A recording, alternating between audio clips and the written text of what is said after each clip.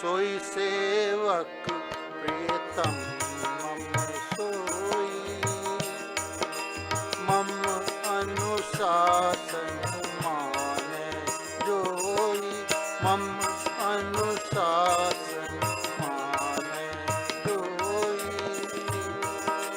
जो अनीति कछु भाखौं भाई, जो अनीति कछु भाखौं भाई, तो मोहि बरजे भय बिसराई, तो मोहि बरजे भय बिसराई।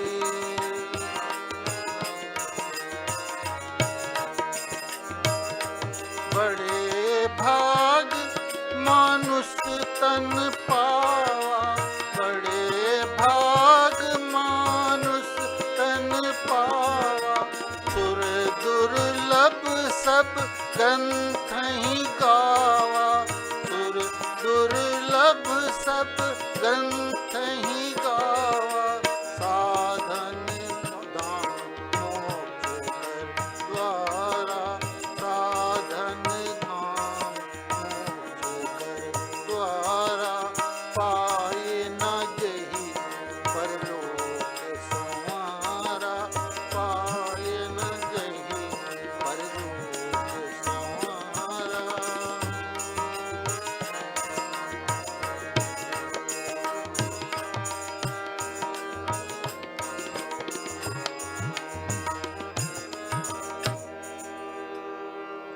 भगवान श्री राम जी आगे बोलते हैं, सोई सेवक प्रियतम मम सोई, वही मेरा सेवक है, वही मुझे बहुत प्रिय है, प्यारा है। मम अनुशासन माने जो है, मम माने मेरा, मेरा जो अनुशासन मतलब मेरी आज्ञा जो माने।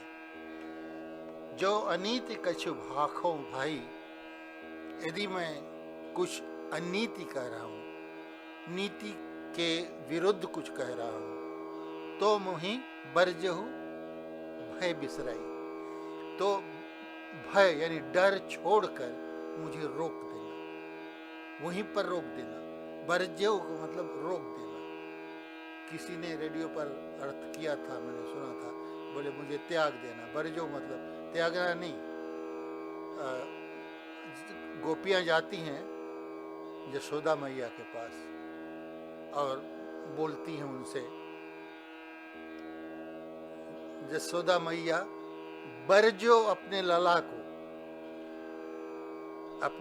को रोको, ये बहुत उत्पाती होते जा रहा, बहुत तंग करता हूँ, रोको, इस पर अंकुश लगाओ। तो बरजो माने रोको। भगवान बोलते हैं अगर आपके दिल में बात नहीं जचे तो मुझे बरजो, रोको मुझे, भय बिसराई, डर छोड़ के एकदम बोलो नहीं, ये हम नहीं मानेगा। बड़े भाग मानुष तन पावा, वो आगे बोलते हैं कि बहुत बड़ा भाग्य है आपका कि मनुष्य का शरीर मिला। सुर दुर्लभ सब ग्रंथ हैं गावा, ये मनुष्य का शरीर देवताओं, सुर माने देवता, देवताओं के लिए भी दुर्लभ है, मतलब पाना मुश्किल है, दुर्लभ है। और यही बात सब ग्रंथों में लिखी हुई है। साधन धाम मोक्ष कर द्वारा, ये मनुष्य शरीर जो है ये मोक्ष के साधन है। मोक्ष मतलब मुक्ति पा जाना, साल्वेशन, मुक्ति पाना, उसका ये द्वारा है। द्वार, द्वारा का दो मतलब, द्वारा का मतलब द्वार, दरवाजा, और द्वारा के एक मतलब कि ये पुस्तक मुझे लीना द्वारा प्राप्त हुई है, समझा, कि तुमने मुझे लाकर ये पुस्तक दी, तो द्वारा का वो अलग मतलब। यहाँ पर द्वारा का मतलब द्वार, डोर। साधन धाम मोक्ष कर द्वारा, पाए न जही परलोक समारा, और ये शरीर पाकर, मनुष्य योनि पाकर जिसने परलोक नहीं संवारा, सो परत्र दुख पावही, सिर धुन धुन पछताए, काल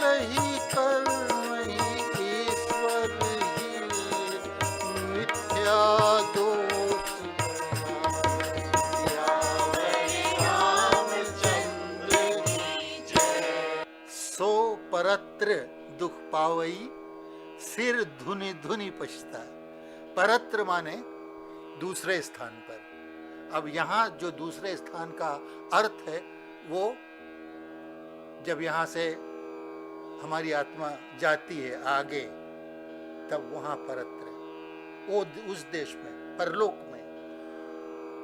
सो मतलब वह व्यक्ति जिसने यहाँ पर अपना परलोक नहीं सुधारा, तो वो परलोक में जाके दुख पाएगा, सिर धुनि धुनि पछताएगा।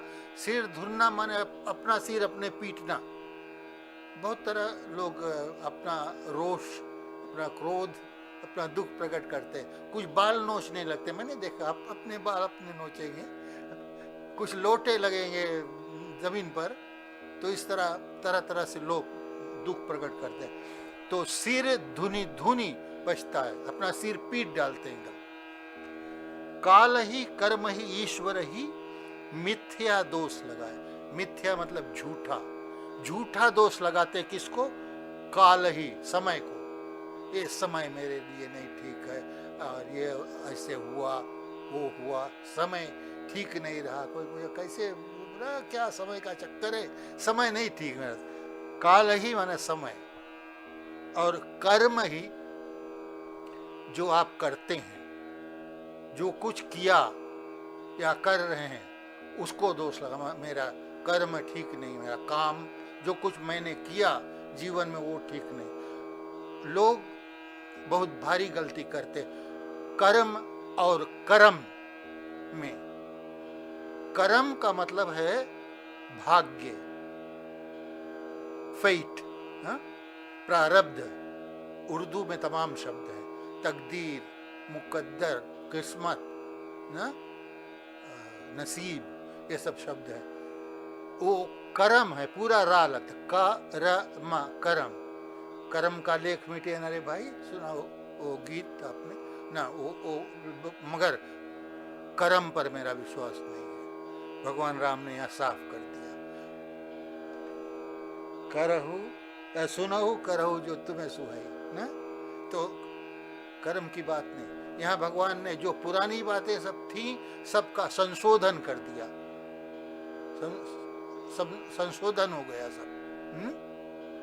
तो जब संशोधन होता है कुछ, तो पुरानी बातें रद्द हो जाती हैं। यहाँ पर काल को दोष देते हैं, अपने कर्म को दोष देते हैं, और भगवान को दोष देते हैं। भगवान नहीं सुनता ना, भगवान को गाली देंगे, दोष देंगे, जो कुछ मिथ्या दोष लगाए। गोस्वामी जी लिखते हैं, मिथ्या माने झूठा, झूठ के दोष लगाते हैं। मैंने भी संशोधन के बारे में बोला। अच्छा, एक राजा के राज्य में चोरी बहुत होने लगी, तो राजा ने मंत्रियों को बताया कि आप लोग कुछ कानून तैयार करो, अब तो ये बहुत ज़्यादा हो गया। तो मंत्रियों ने एक कानून तैयार किया कि रात को कोई घर से बाहर नहीं निकले, रात होने, अंधियार होने के बाद कोई घर से बाहर नहीं निकले, ठीक है। और अगर अति आवश्यक काम पड़ जाए, किसी को बाहर निकलना पड़ जाए, तो बत्ती लेकर निकले कि लोग जाने की चोर नहीं है ना, समझो। तो मंत्रियों ने एक कानून बनाया, और जो सिपाही लोग एक जगह जगह गए, ढिढोरा पीट के, ड्रम पीट के, और लोगों को सुना दिया एक नया कानून है। तो एक बहुत चतुर आदमी रहता था राजा के राज्य में, जगलाल। जगलाल ने ये सुना, तो एक दिन जगलाल निकला रात को, सिपाहियों ने उसको गिरफ्तार किया, गिरफ्तार करके लेके गए राजा। सुबह राजा के सामने उसे पेश किया इन्होंने। ये आदमी रात को घूम रहा था, हमने पकड़ा इसको। तो राजा ने पूछा, तो जगलाल ने कहा, महाराज मेरे हाथ में बत्ती थी, इन लोगों ने पकड़ लिया। लेकिन सिपाही ने कहा, बत्ती थी महाराज, मगर बत्ती बुझी हुई थी।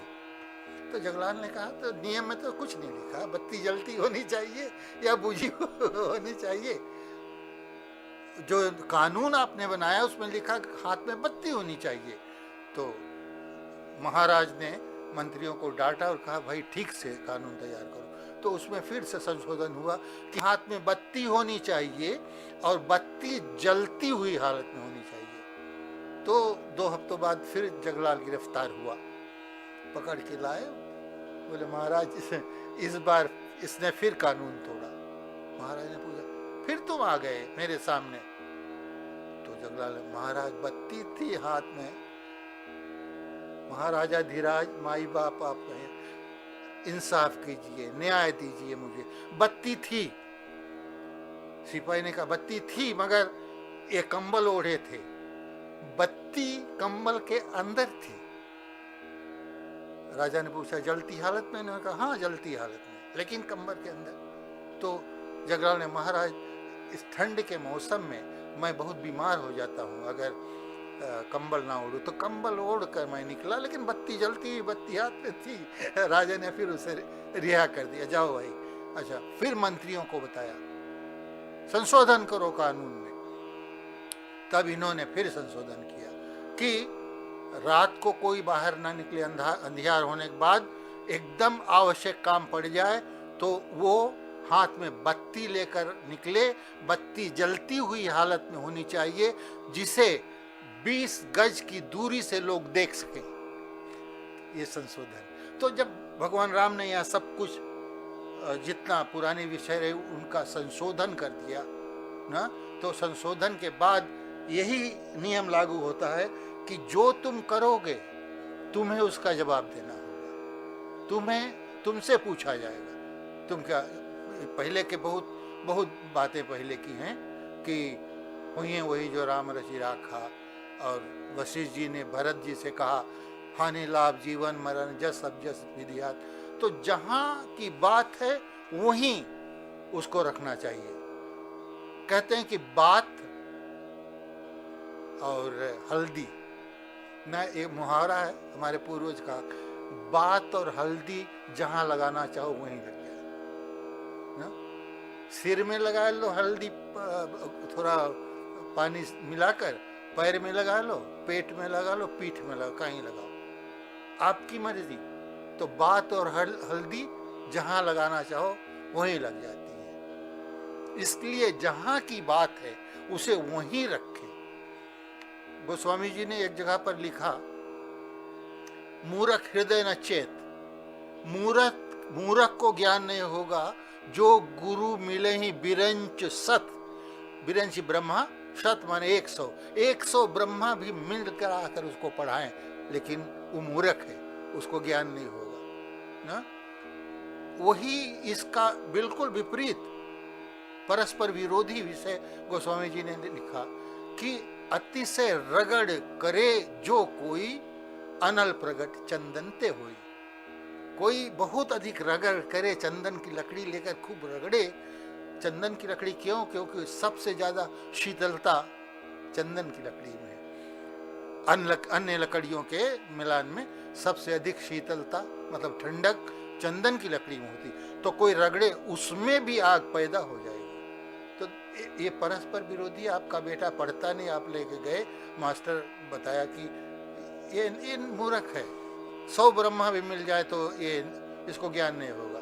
तो आप कहेंगे अतिशय रगड़ करे जो कोई, अगर आप रगड़ करेंगे तो चंदन से भी आग पैदा होगी। तो जहाँ की बात वहाँ, यहाँ तो परस्पर विरोधी बातें, लेकिन जहाँ कोई प्रसंग आया है, प्रसंग के अनुसार कुछ कहा गया है, उसको वहीं रहने दिए, सब जगह लागू मत करें।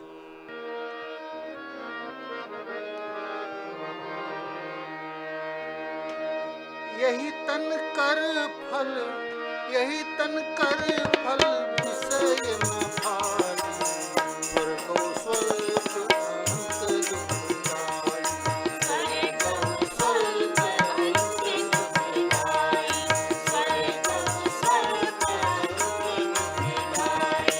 नर तनु पाय विषय मन दे, बल सुधा सठ विषय, बल सुधा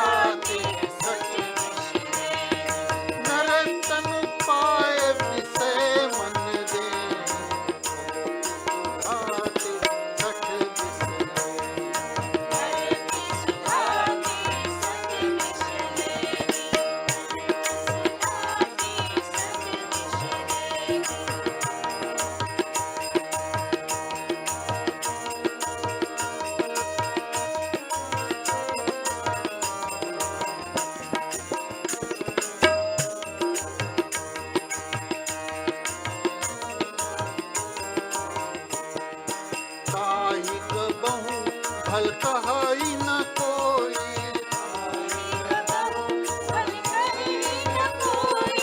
ताहि कबहु भल कहाई न कोई,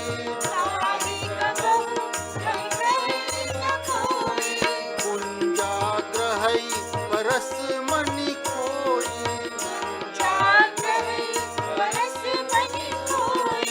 आकर 4 लक्ष 84,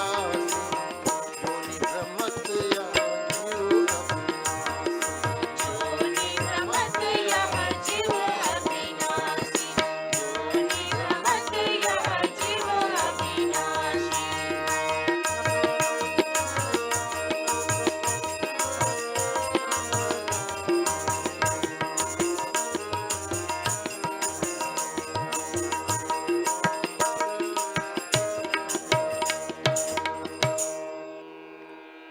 भगवान राम अपने भाइयों से बोलते हैं, हे भाइयों, यही तन कर फल विषय न भाई।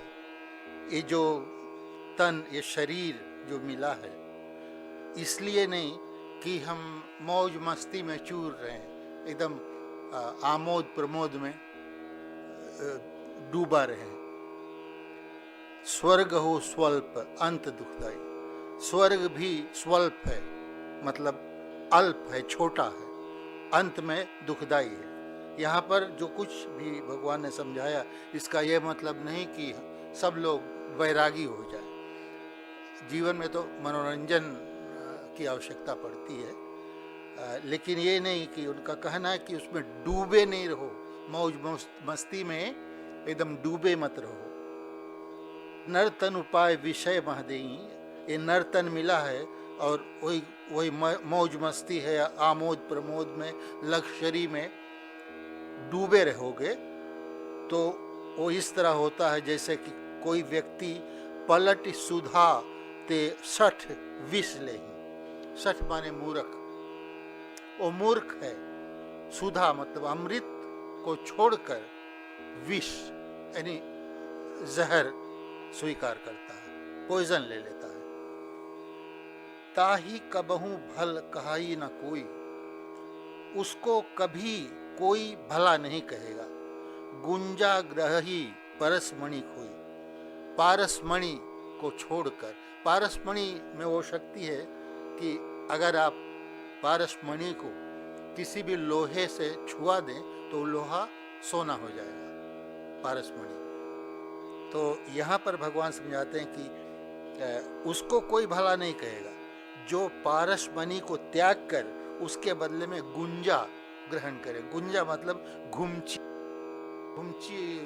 लताएं होती हैं, पेड़ पर चढ़ती हैं और उनका लाल लाल फल होता है, मुंह काला रहता है।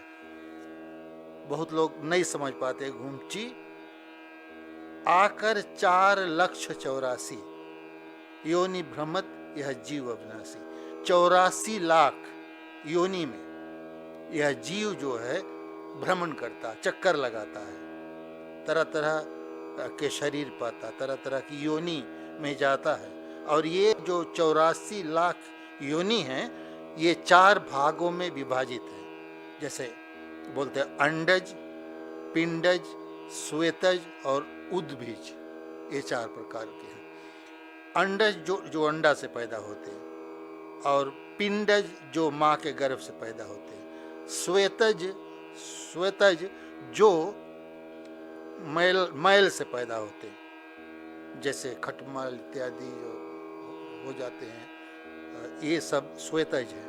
और उद्भिज जो भूमि से उत्पन्न होते हैं, चाहे बीज से या किसी पेड़ का एक डाल काट कर आप बो दें तो वो भी उसमें जड़ निकल आती हैं, तो वो भी, ये सब उद्भिज है। अब यहाँ ये बात जानने योग्य है, जानना चाहिए कि अगर एक जानवर या एक जीव को कोई लाकर आपके सामने रख दे और पूछे कि भैया ये अंडज है या पिंडज है, अंडे से ये हुआ है या माँ के गर्भ से पैदा हुआ, तो मुश्किल, अगर आप उस जानवर को कभी या उस जीव को पहले कभी नहीं देखा तो बताना मुश्किल होगा। अच्छा, एक निशानी है कि अगर कान, जैसे हम लोगों के कान या ऊपर उठे हैं, तो वो जानो माँ के गर्भ से पैदा। अगर ये ऊपर कान उठाने केवल बिल है सुनने के लिए, जैसे मुर्गियाँ की होती हैं, सांप के होते हैं, बिल केवल, तो समझो ये अंडज हैं, अंडा से ये लोग पैदा होते हैं। अच्छा, ये जो शब्द कुछ पहले आया है गुंजा, गुंजा घुमची, तो कहते हैं सीता जी के हरण के बाद जब भगवान जी सीता के विरह में वन वन भटकते रहे, पूछते रहे वृक्षों से, लताओं से, जानवरों से, पक्षियों से, क्या तुम लोगों ने मेरी सीता को कहीं देखा है? तो जब कोई व्यक्ति दुखी रहता है तो लोग सहानुभूति प्रकट करते हैं, ये स्वाभाविक है, और कुछ लोग टेढ़ी बातें करते हैं, ऐसा भी होता है। तो कहते हैं कि घुमची ने कुछ टेढ़ी बातें की भगवान से। किया जंगल की घुमची,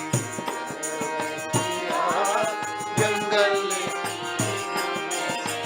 गर्भ किया जंगल की घुमची,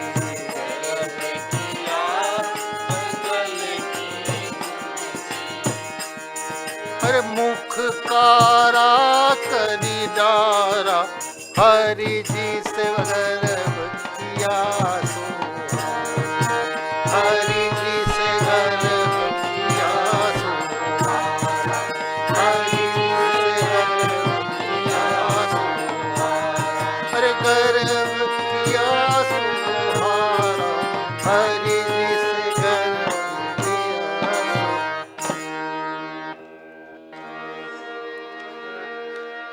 फिरत सदा माया कर फेरा, काल कर्म स्वभाव गुण घेरा, फिरत सदा माया कर फेरा, काल कर्म स्वभाव गुण घेरा।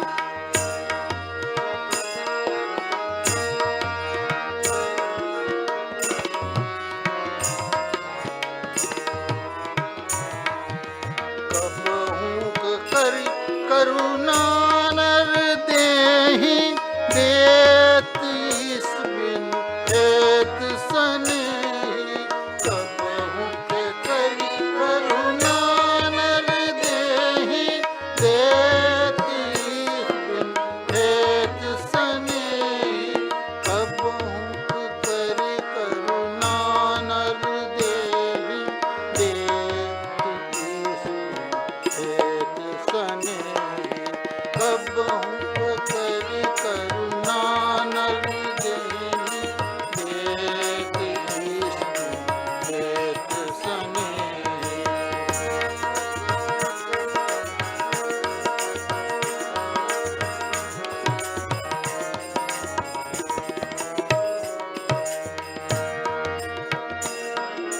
नर तनु भव वारिधि कहूँ बेरो, सन्मुख मरुत अनुग्रह मेरो, नर तन भव वारिधि कहूँ बेरो, सन्मुख मरुत अनुग्रह मेरो, करण धार सद्गुरु दृढ़ नावा, दुर्लभ साज सुलझ कर पावा, करण धार सद्गुरु दृढ़ नावा, दुर्लभ साज सुलभ कर पावा, करण धार सद्गुरु दृढ़ नावा, दुर्लभ साज सुलभ कर पावा।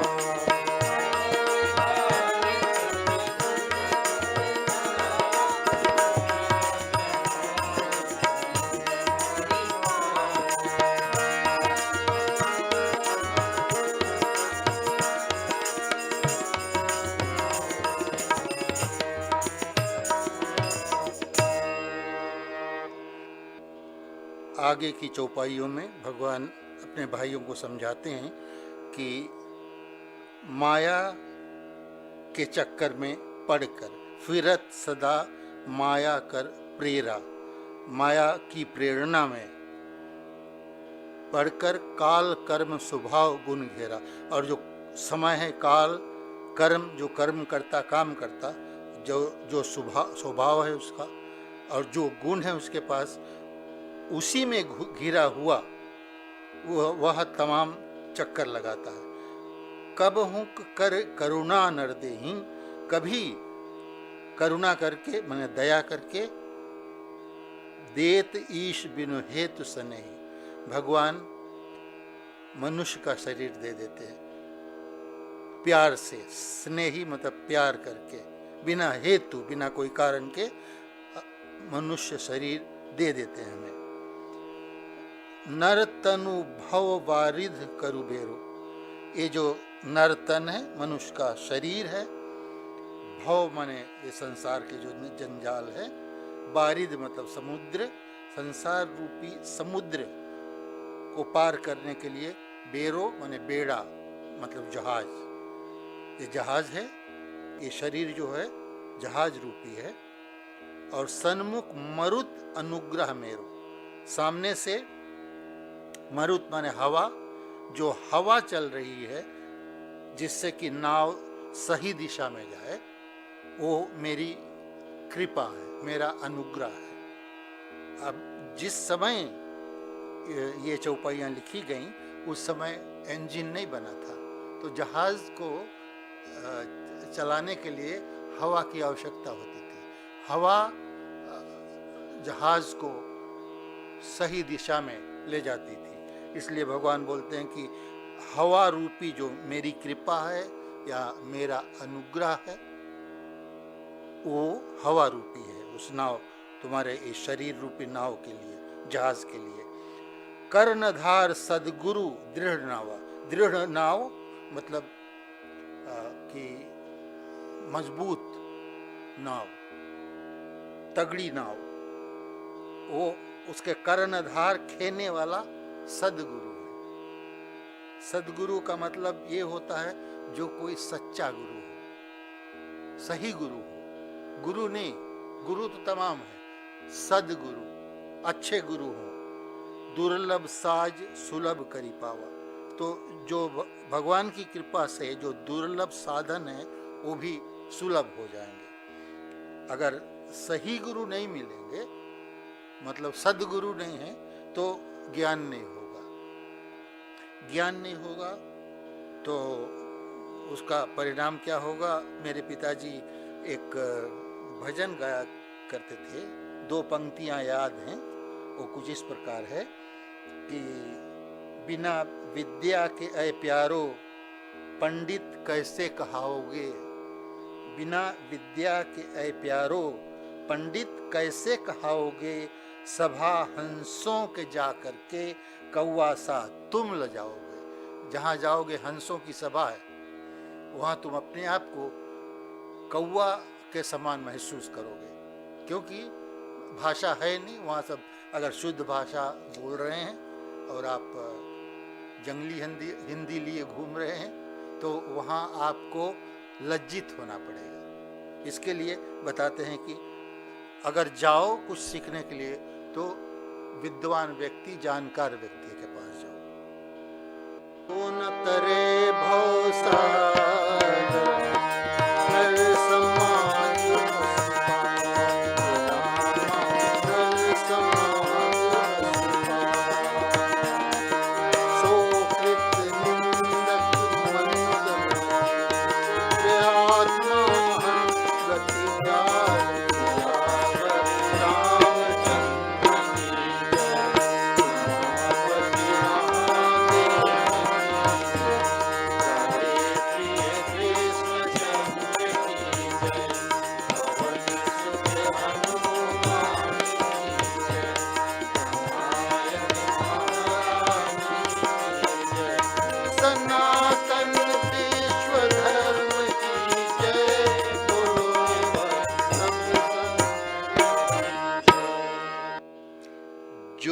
तरे भव सागर नर समाज अस्पाई, सो कृत निंदक मंदमती आत्मा हन गति पाई। इस दोहे में एक बहुत कठिन शब्द आ गया है, कृत निंदक। सो कृत निंदक मंदमति, आत्मा हन गति पाई। कृत निंदक उसे कहते हैं जो आपके उपकार का बदला बुराई से चुकाए। जो उपकार को माने उसे अंग्रेजी में ग्रेटफुल कहते हैं, उर्दू में एहसानमंद। और जो एहसान को ना माने उसे कृतघ्न या कृत निंदक कहते हैं। अंग्रेजी में अनग्रेटफुल और उर्दू में एहसान फरामोश। भगवान श्री राम ने अपने श्रीमुख से कहा है कि मनुष्य का जन्म पाकर जो व्यक्ति भवसागर से नहीं तरता, इस आवागमन के चक्कर से छुटकारा नहीं पाता, उस कृत निंदक को वह दंड मिलता है, वह सजा मिलती है जो दंड अपनी आत्मा का हनन करने वालों को मिलता है। इसका स्पष्ट अर्थ यह है कि ऐसा कहीं नहीं लिखा है कि तुम आत्महत्या करके मरोगे। यदि लिखा होता कि तुम आत्महत्या करके मरोगे, तब दंड कैसा, कैसी सजा? क्योंकि वह तो ब्रह्मा जी ने आपके भाग्य में लिख दिया था। भगवान राम ने अपने इस कथन से प्रमाणित कर दिया है कि तुम करो तुम भरो, कहीं कुछ नहीं लिखा है। अगर सब कुछ लिखा है कि क्या होगा, तब हम वही करेंगे जो लिखा है। उस हालत में हमारे पास कुछ करने का कोई अधिकार नहीं है। उस स्थिति में हम तो केवल कृत्रिम मानव यानी एक रोबोट के सिवा और कुछ नहीं है। हमारे पास कोई फ्री विल नहीं है। गीता में भगवान श्री कृष्ण ने कई स्थानों पर यह कहा है कि यह संसार एक कर्म क्षेत्र है, हम कर्म करने यहाँ भेजे गए हैं। यदि सब कुछ लिखे के अनुसार होता है, तब हमें यहाँ क्यों भेजा गया? सब कुछ तो वह स्वयं कर रहा है, फिर हमारी भूमिका क्या है? सभी अंतिम संस्कारों में एक ही बात सुनते सुनते मेरे कान पक गए हैं। वक्ता बड़े गर्व के साथ कहते हैं, हानि लाभ जीवन मरण जस अबजस विधि हाथ, इन 6 चीजों को भगवान ने अपने हाथों में रखा है। मैं पूछता हूँ कि यदि ये 6 चीजें भगवान के हाथों में हैं, तो हमें पृथ्वी पर क्यों भेजा गया है? अगर ये बातें सच होती तो भगवान राम यह नहीं कहते कि जो दंड अपनी आत्मा का हनन करने वालों को मिलता है, वही दंड उनको मिलेगा जो अपना परलोक नहीं संवारते। याद रहे कि जब वशिष्ठ मुनि ने भरत जी से कहा था कि हानि लाभ जीवन मरण जस अबजस विधि हाथ, उस समय भरत जी दुख के कारण आत्महत्या के कगार पर खड़े थे। किसी को आत्महत्या करने से बचा लेना बहुत बड़ा धर्म है, भले झूठ बोलना पड़े। प्राण रक्षा के लिए झूठ बोलना धर्म का काम है। आत्महत्या को भाग्य में लिखा बताना और सहानुभूति जताने के लिए मुंह लटका कर कहना, का करियो बहनी, भगवान उतने दिन के लिए उसे तुम्हारे गोदी में डाले रही, ये बनावटी वादे करना आत्महत्या को बढ़ावा देना है। साधारण गलतियों के शिकार हो जाने के बाद लोगों के दिमाग में ये बात घर कर जाती है कि मेरी तकदीर में आत्महत्या करके मरना लिखा है, और वे आत्महत्या कर लेते हैं। हमारे सभी पुरोहित अपने प्रचार में यही कहते हैं कि वही होता है जो लिखा है। इस कारण अन्य धर्मावलंबियों के मिलान में हम हिंदुओं में आत्महत्या की दर सबसे अधिक है। मैंने आज तक अपनी इस 78 वर्ष की उम्र में अपने किसी भी सनातनी पुरोहित के मुंह से आत्महत्या ना करने या आत्महत्या से बचाव करने के बारे में किसी तरह का शिक्षाप्रद उपदेश यानी काउंसलिंग का सुझाव नहीं सुना, और मैं जानता हूं कि आपने भी नहीं सुना। यह कड़वा सत्य है मगर सत्य है। कविवर रहीम जी ने ऐसी स्थिति पैदा होने पर एक कविता लिखी है, अब रहीम मुश्किल परी गाढ़े दो काम, साच कहूं तो जग नहीं, झूठे मिले न राम। इसका मतलब है कि दोनों काम महत्वपूर्ण है। सच बोलना और झूठ बोलना। सच कहूँ तो दुनिया वाले रूठ जाएंगे, नाराज हो जाएंगे, और अगर झूठ बोलता हूँ तो भगवान रूठ जाएंगे। सच झूठे मिले ना राम, भगवान राम नहीं मिलेंगे। और इसी तरह हिंदी में एक कहावत है, सच कहूँ तो माई मारी जाए, नहीं बाप कुत्ता खाएं। ऐसी स्थिति में सच ही बोलना चाहिए, भले लोग नाराज हो जाएं।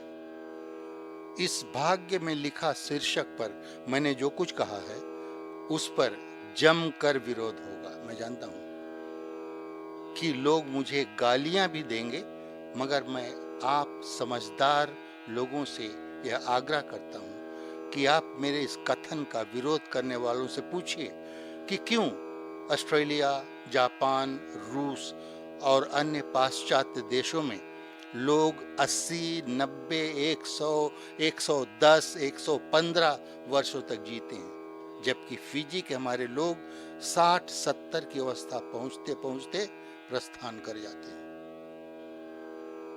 क्या भगवान फिजी वालों के साथ अन्याय करता है और उन्हें जल्द बुला लेता है? ऐसा क्यों है? मैं तो इस निष्कर्ष पर पहुंचा हूं कि देने वाले ने दी जिंदगी और नंगोना ने हाय मार डाला। बहनों और भाइयों, यदि भाग्य, किस्मत, तकदीर की रेखाओं पर आपका अटल विश्वास है, तब किसी प्रियजन के बीमार होने पर उसे अस्पताल मत ले जाइए। अगर ले जाएंगे तब इसका सीधा अर्थ यह होगा कि आपको मेरी तरह भाग्य की रेखाओं पर विश्वास नहीं है। यदि कुछ गलतियां हो जाएं, भूल चूक हो जाएं, तो इसका समाधान आत्महत्या नहीं है। इस बात पर ध्यान रखें कि बहुत महान लोगों से भी गलतियां हुई हैं। गलती करना मनुष्य का स्वभाव है। महात्मा कबीर ने कहा है, कोई व्यक्ति बहुत सी और बड़ी बड़ी गलतियां किए बिना कभी महान या भला नहीं बना है। लोग अपनी कुछ गलतियों के कारण अधीर हो जाते हैं और शर्म में पड़कर आत्महत्या करने पर उतारू हो जाते हैं। अन्य समाजों में सलाहकार नियुक्त किए जाते हैं जो पता लगाते हैं कि क्या कुछ ऐसे लोग हैं जो मुसीबत में पड़कर संभवतः आत्महत्या करने पर उतारू हो जाएं। पता लगने पर वे उन दुखी लोगों के पास जाते हैं और हर प्रकार से उन्हें सहारा देते हैं, ढाढ़स बंधाते हैं और उन्हें आत्महत्या करने से बचा लेते हैं। कुछ देशों में सरकारें भी अपने सलाहकार रखती हैं जो दुखी लोगों से बराबर संपर्क बनाए रखते हैं। काउंसलिंग का बहुत बड़ा महत्व है। मैंने अपने सनातनी समाज में ऐसी कोई व्यवस्था नहीं देखी है। धर्म के नेतागण यही कहते हैं कि उसके भाग्य में लिखा था वो मर गया, उसके भाग्य में लिखा था वह मर गई। हम सब का यह परम कर्तव्य है कि हम ज्ञान दृष्टि से देखें कि धर्म क्या है और अंधविश्वास यानी पोप पाखंड क्या है। जब मैं नसीनु के ऋषिकुल सनातन कॉलेज में फॉर्म 4, 5, 6 को हिंदी पढ़ाता था, तब एक दिन विद्यार्थियों ने मुझसे प्रश्न किया, सर, साहित्य की हमारी स्कूली पुस्तकें जैसे महासती द्रौपदी, वीर अभिमन्यु, पितामह भीष्म, अर्जुन और काव्य भारती का गहरा संबंध हमारे हिंदू धर्म से है और आप अक्सर धर्म के विभिन्न पहलुओं पर हमें समझाते रहते हैं। आज हम आपके मुंह से धर्म पर आपका विचार जानना चाहते हैं। इस प्रश्न पर मैंने आज से 18 वर्ष पहले जो उत्तर अपने विद्यार्थियों को 1993 में दिया था, वही यहाँ दे रहा हूँ। हमारा सनातन धर्म एक बड़े वृक्ष के समान है जिस पर पोप पाखंड रूपी लताएं चढ़ गई हैं, वाइन्स चढ़ गई हैं। इन लताओं की चौड़ी चौड़ी घनी पत्तियां इस तरह उस धर्म रूपी पेड़ पर छा गई हैं कि धर्म रूपी वृक्ष की पत्तियां बहुत कम दिखाई देती हैं। यह आवश्यक है कि आप ज्ञान रूपी छुरी लेकर इन अंधविश्वास रूपी लताओं की जड़ों को काट डालें, तब उनकी चौड़ी चौड़ी पत्तियां सूख जाएंगी और तब धर्म रूपी पेड़ की सुंदर पत्तियां दृष्टिगोचर होंगी, मतलब आप देख सकेंगे। इन अंधविश्वासों का एक गहरा उदाहरण आपके समक्ष प्रस्तुत कर रहा हूं कि किस प्रकार कुछ चतुर लोगों ने साधारण लोगों को बेवकूफ बनाने के लिए इसकी रचना की है। रामायण पाठ के बाद हमारे लोग विसर्जन गाते हैं। जब मैं 6 वर्ष का था, यानी 1939 से अपने पिता, काका और मामाओं के साथ रामायण पाठ करता आया हूँ आज तक। 1943 तक विसर्जन फिजी में कहीं नहीं था। 1943 में दूसरे महायुद्ध के समय जापान द्वारा बम गिराने के डर से फिजी के सभी लोग एकदम भयभीत थे, डरे हुए थे। उसी समय बहुत चालाकी से पंडित कहलाने वाले सूबा के 2 चतुर लोगों ने विसर्जन की रचना करके उसे रामायण की पूजा पद्धति में घुसेड़ दिया, और आज सब लोग यही समझते हैं कि विसर्जन रामायण का अंग है। इसकी रचना करने वाले दोनों लोगों के नाम मैं जानता हूँ। अगर आप मुझे फोन करें तो मैं आपको बता सकता हूँ। मैंने सिडनी में भारत के 6 विद्वान पंडितों से विसर्जन के बारे में पूछा था, क्योंकि रामायण पाठ करने के बाद उन्होंने विसर्जन नहीं गाया था। उन्होंने मुझे बताया, हम सनातनी लोग कई तरह की पूजा करते हैं। सभी पूजा के बाद हम शांति पाठ करते हैं। रामायण के बाद भी शांति पाठ होता है। विसर्जन नाम की कोई भी चीज भारत में नहीं है। मूर्तियां, फूल पत्तियां और अन्य सामग्री पानी में विसर्जित की जाती हैं, मगर बैठे बैठे नहीं। हम हिंदू लोग अपने देवी देवताओं तथा अपने साथियों को आमंत्रित करते हैं, उन्हें अपने घर बुलाते हैं, पर किसी से यह कहना कि काम समाप्त हो गया और आप चले जाएं, ये अशिष्टता है, परंपरा के विरुद्ध है। विसर्जन रामायण में कहीं नहीं लिखा है। इसके 2 दोहे रामायण से लिए गए हैं। पहला दोहा है, कहाऊं दंडवत प्रभु सन, तुम ही कहूं कर जोर। अंगद जी ने हनुमान जी से ऐसा कहा था। रामचरितमानस में आप देखें, उत्तरकांड दोहा नंबर 19, और दूसरा दोहा है, बार बार बर मांग हूं हर्ष देव श्री रंग। भगवान शंकर ने प्रभु राम की स्तुति करते हुए कहा था, बार बार बर मांग हूं हर्ष देव श्री रंग। ये दोहा रामचरितमानस में उत्तरकांड में आपको नंबर 14 पर मिलेगा। 2 दोहे और हैं, एक घड़ी आधी घड़ी तथा हरि शरणन गुरु शरणन। तुलसीदास जी द्वारा लिखी गई विनय पत्रिका तथा तुलसी दोहावली से ये दोनों दोहे लिए गए हैं, और बाकी सब मेड इन सूबा है, मतलब कि रामायण से कुछ शब्द लिए गए हैं अन्य दोहों से, और उसमें कुछ मिलाकर उसे तैयार किया गया है, जिसे हम कहेंगे इट इज मेड इन सूबा। हमारे सनातन धर्म के अगुओं को चाहिए कि वे भारत स्थित सनातन धर्म की सर्वोच्च संस्था से पता लगाएं कि भारत में विसर्जन गाया जाता है या नहीं। फिजी में भी सनातन धर्म महासभा है, यहाँ है ब्रिस्बेन में, सिडनी में, सभी जगह। लेकिन ये अगुए जो हैं, जो प्रधान हैं, सेक्रेटरी हैं, अन्य लोग हैं, बड़े बड़े लोग, ये क्या करते हैं? क्या ये पता नहीं लगा सकते कि भारत में विसर्जन गाया जाता है कि नहीं? विसर्जन नाम की कोई चीज भारत में है या नहीं? कुछ इसके बारे में कुछ नहीं करते। मैं पता लगा चुका हूँ, मैं जानता हूँ कि भारत में विसर्जन नहीं गाया जाता। अगर भारत में विसर्जन नहीं गाया जाता तब फिजी वाले इसे क्यों गाते हैं और जात पात को बढ़ावा देते हैं? विसर्जन को रचने का एक ही प्रमुख कारण, जस्ट वन रीजन, और वह है ब्राह्मण को प्रणाम, और कोई कारण नहीं है। सभी धर्मों में सबके लिए एक समान अभिवादन होता है। किसी को संबोधन करते हैं, उसका अभिवादन करते हैं, उनको सैल्यूट सल्यूट करते, सल्यूटेशन जो बोलते हैं, दुआ सलाम करते हैं, वो एक ही तरीका होता, जैसे नमस्ते, नमस्कार, सलाम अलैकुम, वालेकुम सलाम, बंदगी साहब की बंदगी, good morning, good afternoon, good night. हमारे फिजियन लोग जो 150 वर्ष पहले सभ्यता से एकदम दूर थे, एक दूसरे का अभिवादन बड़े प्यार से mbula या मोदे बोलकर करते हैं।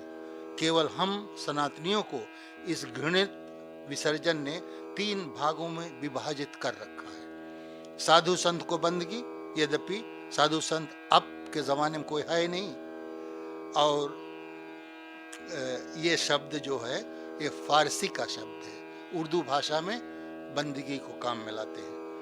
ब्राह्मण को प्रणाम, कोई प्रमाण नहीं है, कोई सबूत नहीं है कि कौन ब्राह्मण है, और बाकी लोगों को सीताराम। 3 भागों में इन लोगों ने बांट दिया। आज सब धर्म के लोग एकता का राग अलाप रहे हैं, और हम सनातनी विसर्जन के द्वारा 3 भागों में विभाजित होकर सनातनी होने के स्थान पर तनातनी को बढ़ावा दे रहे हैं। सनातन धर्म के उत्थान के लिए यह आवश्यक है कि हम इस कास्ट सिस्टम को, यानी वर्ण व्यवस्था को, यानी जात पात को हमेशा के लिए त्याग दें, और पढ़े लिखे लोगों को, यानी विद्वान लोगों को पुरोहित के रूप में स्वीकार करें। सनातन धर्म के उत्थान के लिए हमें भाग्य पर विश्वास करना भी त्यागना होगा। यदि मेरे इन सुझावों पर ध्यान नहीं दिया गया, तब हमारी संख्या गिरती रहेगी, आज भी गिर रही और गिरेगी, और अन्य धर्मों की संख्या बढ़ती जाएगी, क्योंकि हमारे लोग भारी संख्या में उन धर्मों में जा रहे हैं, उन धर्मों को गले लगा रहे हैं। और अंत में एक कीर्तन के साथ हम इस रामायण पाठ को विश्राम दे रहे हैं।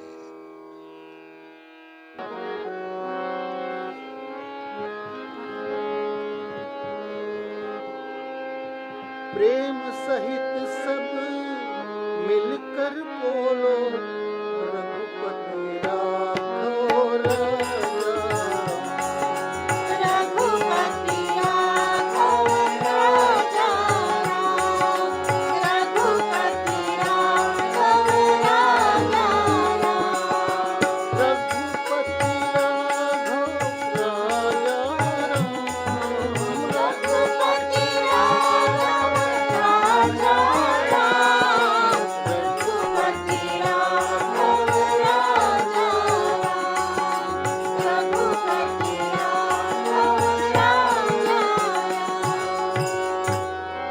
कौशलेश दशरथ के जाए, हम पितु बचन मान बन आए। नाम राम लक्ष्मण दो भाई, संग नारी सुकुमारी सुहाई। यहाँ हरि निश्चर वैदेही, विप्र फिरहि हम खोजत तेहि। हनुमान के हृदय विराजे, जय सिया राम, जय जय सिया राम। जय सिया राम, जय जय सिया राम, जय सिया राम, जय जय सिया राम, जय सिया राम, जय जय सिया राम, जय सिया राम, जय जय सिया राम, पति पावन सीताराम, पति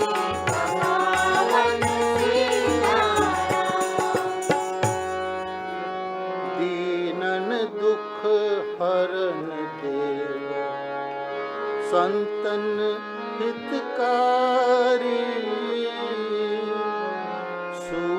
सूरदास द्वारे ठाड़ो आंधरो भिखारी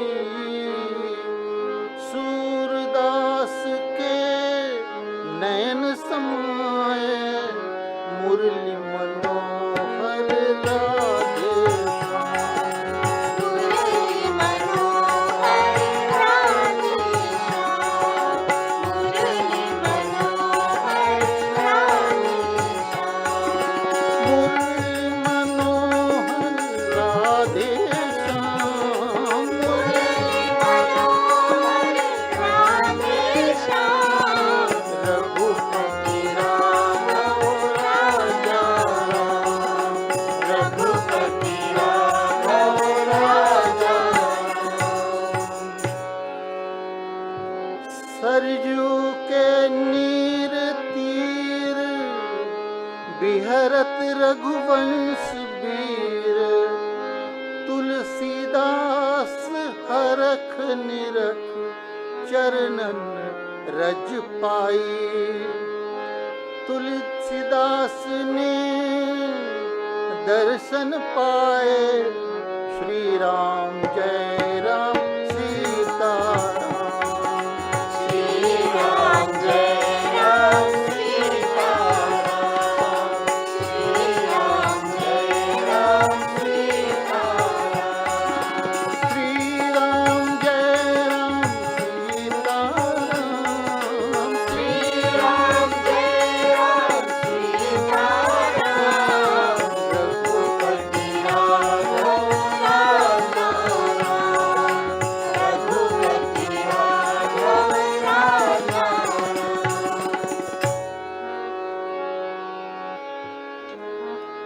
अब तो बेल फैल गई सुंदर फल होई मेरे तो गिरधर गोपाल मेरे तो गिरधर गोपाल मेरे तो गिरधर गोपाल मेरे तो गिरधर गोपाल दूसरो न कोई मेरे तो गिरधर गोपाल मेरे तो गिरधर गोपाल मीरा का एक तारा बोले गिरधर नागर नटवर श्याम गिरधर नागर नटवर श्याम